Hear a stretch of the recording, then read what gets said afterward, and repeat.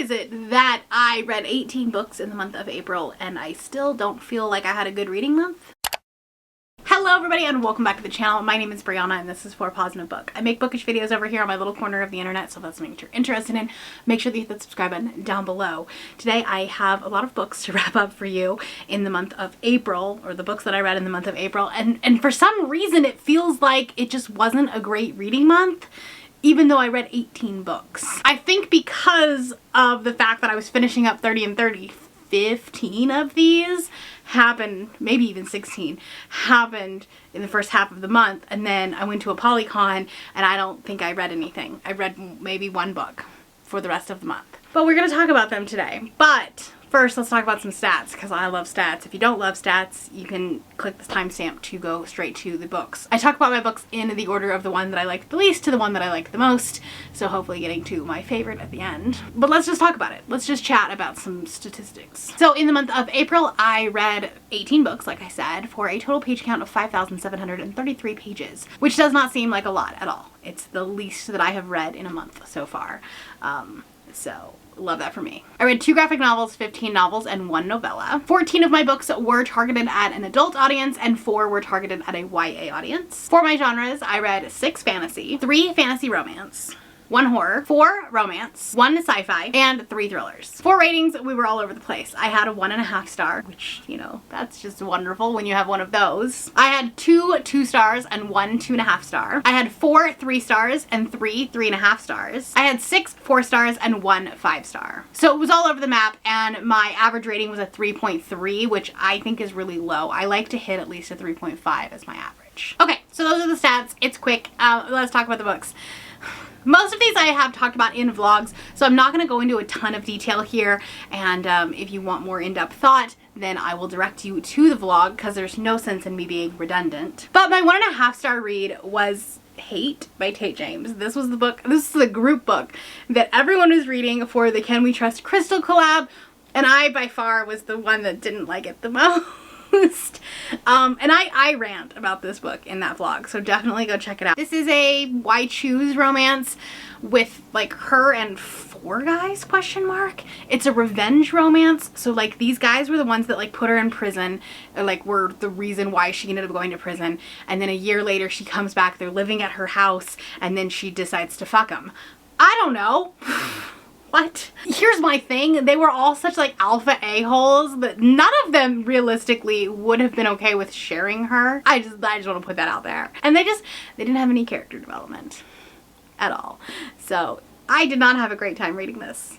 I did not have a great time. Plus, listen, okay? Her name is Madison Kate. That's the series name, right? They use that name so much. Like multiple times in one sentence, they will say, Madison Kate. Come up with a nickname. Please, for the love of all things holy, come up with a nickname. Also, like, don't say it during sex. Please don't. Because I couldn't get past it.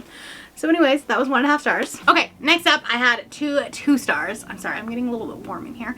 Should not have worn a sweatshirt when I'm trying to do this. I had 2 stars. The first one was also part of that video, and that was Find Me by Ashley M. Rostek. And I'm definitely in the minority with this one. I feel like everyone that I'm friends with thought I was gonna love this book, and I didn't, and I'm so sorry.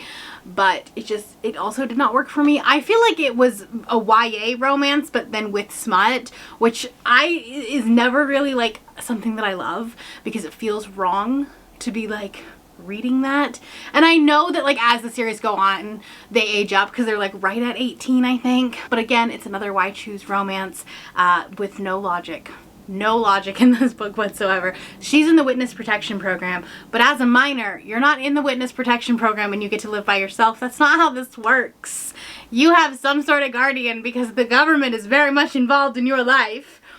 So I don't know, I just don't like, there was a lot of plot conveniences in this book, and I went into a lot of detail in that vlog where I talked about how if you love the characters in a book, then you can forgive a lot of the plot holes and the logic inconsistencies in a book. And because I never connected with these characters, they became glaring the plot holes became glaringly obvious. So unfortunately, this one was a 2-star for me. My other 2-star was Savage City by L. Penelope. This is a book that I read for the Romantasy Challenge, which I'll have linked up above. I was trying to do a taste test for authors that were going to be at a Polycon, and unfortunately this one just did not work with me quite as well as I would have liked. I don't want to say it was mismarketed. I think the synopsis just doesn't actually tell you what the book is about. This is definitely more of an urban fantasy where like she falls from San Francisco into this portal world that's like an alternate universe. And it does have the bodyguard romance trope, which I know a lot of people love, and I do love it when it's done really well, but it also has the amnesia trope, which is not usually something that I gravitate towards. Basically what happens is she falls through this portal universe thing, and then she is the doppelganger for the lost princess, and so then everyone's like, oh, we found the princess. But she's like, I don't know what's going on, but she will be literally murdered if she lets anybody know that like, hey, I'm not actually the princess. So she just goes along with it while like trying to play like she has amnesia. And then the bodyguard is actually from like the opposite clan, that they're supposed to be sworn enemies, and obviously they're gonna fall in love. So, like, it has a lot of the tropes that I like, but I just don't think they were executed really well, and this read really, really YA, and had I known that going in, I think I would have adjusted my expectations a little bit. Next up was my 2.5-star read, and that was Pixels of You by Anath Hirsch. This is a YA graphic novel that I've had on my NetGalley shelf for so long, and I was trying to like clear some of it, so I decided to read this. I think that I had a different expectation of what this book was going to be. This is kind of like a sci-fi contemporary graphic novel. So it's about this AI and this humanoid AI and this girl with a cyborg eye, and they have to team up together for a project. I've kind of been pitted against each other in the past, but they have to work together on this project. They end up becoming friends with like a little bit more at the end. It's kind of more implied than anything else. It is kind of a rivals to friends to maybe a little bit more. But the problem with this book is it really just felt like highlights of a story. It never felt like a true character arc or a story arc at all. We were hitting the high notes of the story, but we never dove deep into the characters' desires or wants or anything like that. And because of that, the book just felt very, very surface level and very one-dimensional. We never like dove deep into the reasonings behind what characters did or why they did them. So yeah, I was just a little bit disappointed in this one. Moving on to my 3 stars, I had 4 of them. The first one is Sidetrack, which is the second Mind F book. I read this one also for the Can We Trust Crystal.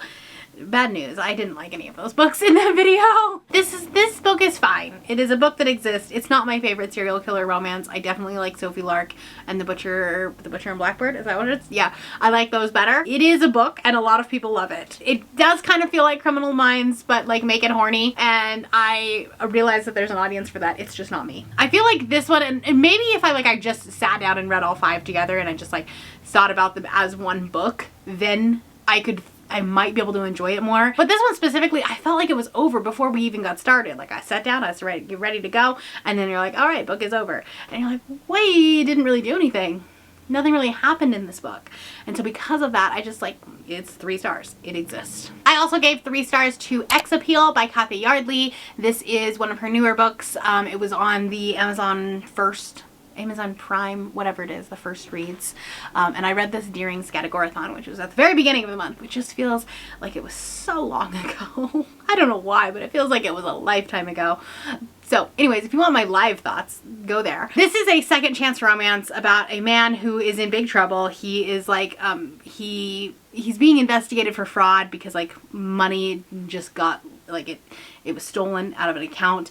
And then his girlfriend from high school is an expert hacker, and so he goes to her to help like try to find the money, and then they start hanging out again. It's cute, and it definitely had some complex relationship conversations, specifically around like parental expectations and like, you know, boundaries for the most part, but overall it was, the book was fine. And it wasn't nearly as good as role-playing, which I really, really loved, but she does have another book coming out, or just came out, that I am really interested in. I gave 3 stars to The Last Fang of God by Ryan Kirk.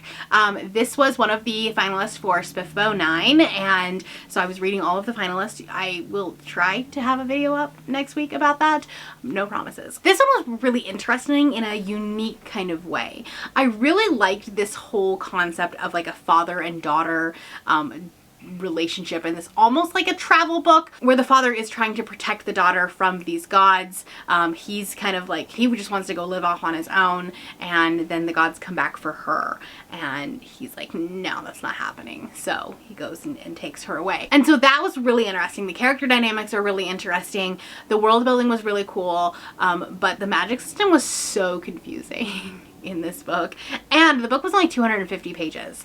It's definitely like one of the shorter ones in the Spiffbo list this year, and I think that that's why this book suffered a little bit, because there were so many things that we just glossed over, and there were times where like the book really slowed down, and we had a lot of conversations about the food that we ate on this journey, which I really just hate, when we just continually do the same thing over and over again on a journey. But when you only have 250 pages, you have to be really smart about what you're putting on those pages. And so I think we could have used more work in the magic system and explaining that than the journey itself, if that makes any sense. But I know that a lot of people love this one, so if it sounds up your alley, go for it. And then the last 3-star book that I had for the month is Slaying the Shifter Prince by Claire Sager. This is also one that I was reading for the Romantasy book challenge, or the Romantasy video, whatever. I met Claire Sager at a Polycon. She is the sweetest person ever. I also sat in on a panel that she was on, and she's so sweet. This book is The Cruel Prince, but make it really horny. This book is about a woman who sacrifices herself, and she becomes imprisoned. She becomes the Shifter Prince's pet. He is a Fae Prince, so it's, I mean, it's very much, it's Cruel Prince, but like aged up and make it like really, really horny. Like if you wanted the Cruel Prince just to fuck the whole time, then that is this book. The smut was a little bit cringe for me, and I think that it just shows me that Shifter romances I am very hit or miss on, and mostly miss. I don't need you to explain to me the cat-like qualities of this man during sex, okay? Like, I can get behind a tail, we can get behind that, but like, it's just, she talked about him a lot like a cat. And that was so weird. I couldn't get behind it. It was like, it was a werewolf, but in feline form. And like, talked about his like teeth and his claws, and it just like, during the smut, it kind of just pulled me out of it, unfortunately. So I gave it 3 stars. I think that the like outside of the smut, the writing was really, really good, but I just couldn't get behind the smut in this book, unfortunately.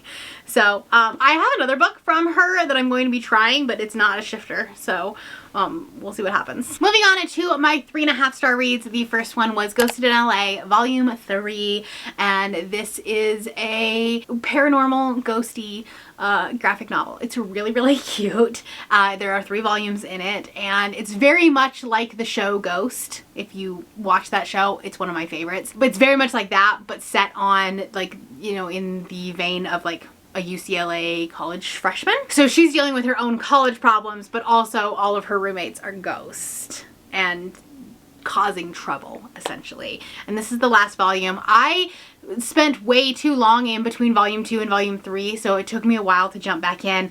But in this one, her friend becomes very religious and tries to do an exorcism at the house. Doesn't go well, but you know, shenanigans, essentially. This is a really fun read, and the art style is really pretty, so I highly recommend it. I found it on Hoopla. It could be a good quick read for you know, a certain spooky team next month. I also gave 3.5 stars to The Wickwire Watch by Jacqueline Hagan. This is a very middle of the road book for me, because I really, really loved parts of this book, and then parts of it were a real slog, and I really struggled to get through it. This has a little bit of a cozy feel to it, but also this like mystery element to it. I think like almost like V.E. Schwab elements to it. So I think if you like those type of books, I think you might actually like this one. Our main character is a hot mess. Like he's not supposed to be doing the things that he is doing, but he is. So like, you know, he's just a mess. He finds this pocket watch and there's this old magic in it that's just causing all of the trouble. I really loved the characters in this and I really loved the world in it. It kind of felt like this gas lamp story, which is a setting that I don't read a lot of, but when I do, I really enjoy it. So I should probably pick up more. But this book is too long. I think that it's overwritten a little bit and it definitely dragged in the middle. So for that reason, 3.5 stars, but I really liked it and it did pretty well in Spiffbo. Lastly, I gave 3.5 stars to The Witch's Heart by Genevieve Gornichek. This was a book that I read for the vlog where I read books about Loki, and this is actually about Loki's wife, so like it's a bit of a stretch, but it's fine. I needed to read it. This is a very like slice of life folklore type story. Think like if you liked Circe, I think you would really like this one. And it is about Loki's wife who has children with Loki and she is trying to protect them from Odin. And she runs away to this forest who's hidden away from the eyes of Odin and trying to protect her children who have this big destiny and like knows that Odin will destroy them because of the destiny and the magic that they have. And it's this really pretty feminist story about how she will do anything to protect her children. And there is a little bit traumatic at first, like because her first child, there's like the pregnancy is a bit traumatic. Overall, it was really good. It's not like there's a lot of things in this book that shouldn't be a buzzword for me. Slice of life, not really something that I love. Folklore-ish type story, not something I love, but for some reason this one worked for me and I read it very quickly. I was like just cleaning my house and listening to the audiobook and I finished most of it in one day. So it reads very quickly. Next up we have our 4-star reads. The first one is The Last Ranger by JDL Roselle. And this one I actually had very low on my expectations list and it ended up being, I think, in the number 2 spot for me personally. This one I really enjoyed.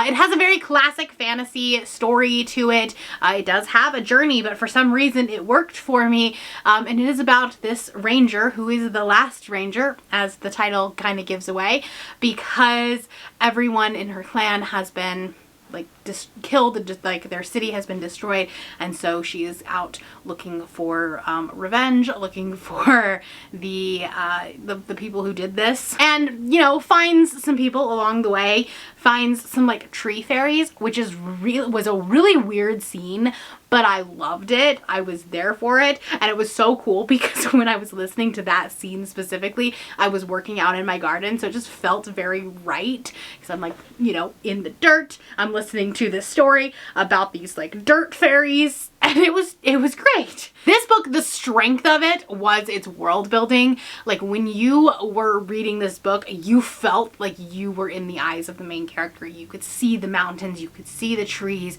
you could smell the forest. It was so visual.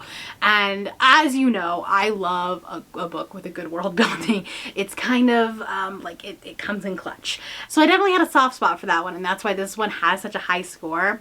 It was like the world building for sure. But I also loved our main character. She was spunky and like, you know, a little bit jaded, which like as one would be, but I highly recommend it. I think this one is a series, so I will definitely read more from this author for sure. Also, the audiobook is so well done. Next, I'm going to be talking about 2 books that I read on sprints, so there's a very good visualization of how I was liking this book. The first one is Dragon Fruit by Makia Lucier. This is the book that I read for the Not Your Mom's Boozy Book Club. Sorry, it's a very shiny cover, but it does have really pretty edges. That's cool. But anyways, this is a YA Pacific Island fantasy. It markets itself as a romantasy or a fantasy with a romance. I don't think it is. I don't think it does not have a lot of romance in it. But Makia's writing is beautiful. It's so gorgeous. I feel like as I was reading it, it felt like the ocean, if that makes any sense. I'm gonna put this down because you can't see it anyway. There's just something about her writing that ebbs and flows, and you just kind of, you felt like you were coming in with the waves. And that's really hard to explain, but that's the easiest way to explain it. This book has a really interesting conversation about like conservation, I think, because one society is basically trying to kill these dragons, and then our other characters are trying to protect it and basically saying like, this is not the reason why your society is dying. But our characters are on the hunt for a dragon fruit, which is a sea dragon egg, and it has the power to undo a person's greatest sorrow. And so they're looking for it for different reasons, obviously. There's like a tiny bit of a romance in here, but like it's not the forefront of this book. Like this is a fantasy at its heart. But if you liked Year of the Reaper, I think that you'll still like this. It's very different in tone, but the writing style is still there. Our like sarcastic little sassy characters are still there. So I did enjoy this. I also read The Housemaid on sprints and gave it 4 stars. This is the book that I read with Brittany. So we start on my channel, read 50% of the book, and then on her channel the next night, read the other 50% of the book. Here's the thing. Frida McFadden is a very tropey author, okay? I feel like this, you could equate this to 5 different thrillers. And I think sometimes people like don't like her for that, but I think that Frida McFadden is about to be my slump buster because it was so easy to get through this book. I didn't necessarily have to think that much while I was reading it, but also like there were so many plot twists and just absolutely crazy things happening that I still very much enjoyed it. This book like goes in so many different directions, and while I think like you could predict a lot of the things that were happening, it was still just like so bonkers, just in the fact that like, wow, people are really that horrible.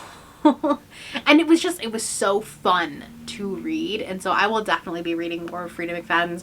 You will probably see a couple of her books in my recent haul because I may have bought a couple. So very excited to read more from her. This was a win. My next 4-star is The Gospel of Loki by Joanne M. Harris. This was my favorite book from the Loki vlog, and I definitely talked about this one a lot in that vlog, so definitely check that out. There's also Easter eggs for Amazing Readathon in there, so like if you're participating in that, you might want to watch that. I'm just saying. This is like a satirical look at religion from the eyes of Loki, because it's called The Gospel of Loki, right? And so it has this almost like biblical narrative, but told from the perspective of the god of mischief and chaos. So it kind of goes off in bonkers directions a little bit. He breaks the 4th wall a couple of times, which is really cool. I love it. I love it when narrators do that. So I just had a really good time with this. It's broken up into like lessons. So it's like book 1, lesson 4. And that feels biblical to me in this like, you know, book of blank chapter and verse blank. And I just love how the author did that. Obviously in the Norse mythology, Loki is a god, and so we have this like kind of parallel to the Bible, I guess. And it's just, I don't know, the author was so clever. So clever. And I resonate with Loki on so many levels. So I had such a good time with this book. I also gave 4 stars to Crossed by Emily McIntyre. This was my 1000th book that I reviewed since joining BookTube, which is crazy. I have a whole vlog about this book. And doing one book vlogs is very hard because I don't want to spoil a book, but also I need to have enough in the vlog to have content. So those ones are few and far between, but when I do them, they are a lot of fun. So this is a Hunchback of Notre Dame retelling, but with a romance and make it dark. So we have Father Cade, who is our male love interest. And then we have Amaya, who is our Esmeralda character.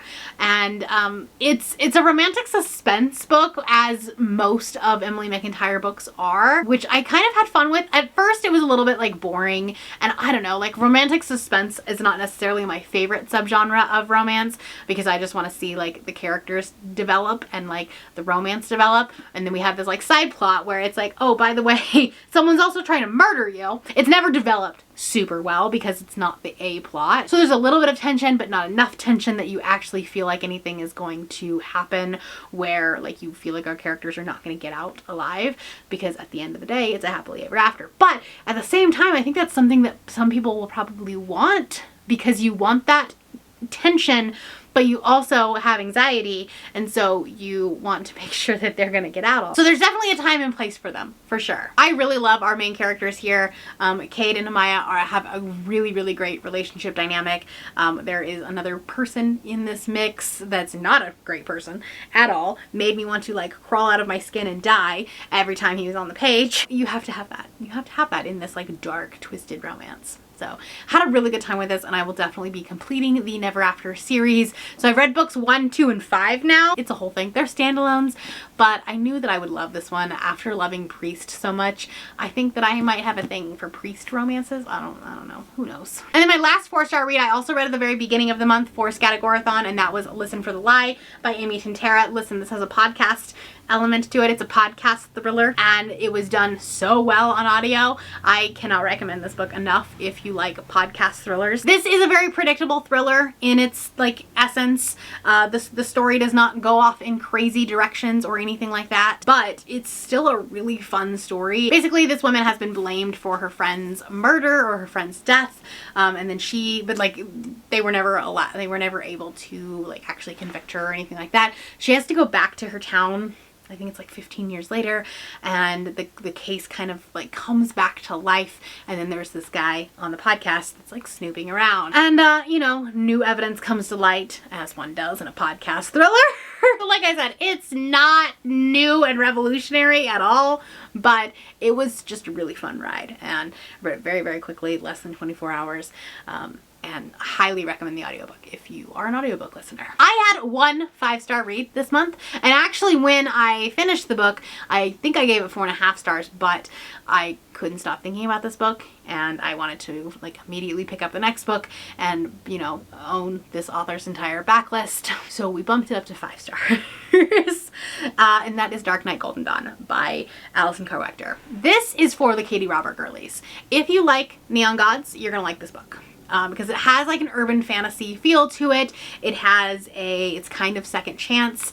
Well, it's kind of second chance. It's like these two were like friends or more way back when. Like they had a crush on each other when they were kids, and then they kind of fell apart, and now they're back together as an arranged marriage. So there's lots of like fantasy romance tropes that I love in this book, but the thing that makes this book just so perfect is the representation of trauma and dealing with the trauma and partners who deal with the trauma with you. Like, this book is not for everybody, and I have actually told people, please don't read this book, because like you're not gonna like it, and I don't want to hear that you don't like it, so just please don't read it. Okay, there are some people that just should not read this book, but if you liked Katie Robert, I think you'll like this book. There's a lot of smut. It's very smut forward. There's like a masturbation scene in like chapter 4, so know that going in. But there was this one scene, this one sex scene, which is like the first scene between these two characters, and our main character has gone through a traumatic breakup, and her ex was just the worst and did a lot to her psyche. She says something during this first sex scene of like, you know, how she does not like her body anymore, and how she's gained weight, and how he wouldn't want to look at her, and blah blah blah. And his response was like the sexiest thing a man could say in that event. I was done. Like after that, this is 5 stars. This is the best thing ever. So I also got to meet Allison at a Polycon. She actually recognized me. Her husband had watched my video where I read this book. It was a little weird, not gonna lie, but really cool. So anyways, this is 5 stars. I really want to read the next book this month. I don't know that that's gonna happen. It will definitely happen in June though. Those are the books that I read in the month of April. Like I said, I was just like, everything felt really mid for the most part. There were some wins, obviously, but it just, I don't know, it just felt like a very mediocre month. I'm hoping that May is better. I hope June is better for sure, but we'll see what happens. If you want to watch either one of my vlogs, my Romantasy taste test where I read Dark Knight Golden Dawn, or my Loki vlog, if you want to go look for some more Easter eggs, these are going to be right there. If you're new here and you have not yet subscribed, there's a little button, you can do so down below the video. If you'd like to hang out with me more, the links to my Instagram, Goodreads, Twitter, and my Patreon are linked in the description below. Thank you for watching, and I will see you next time. Bye!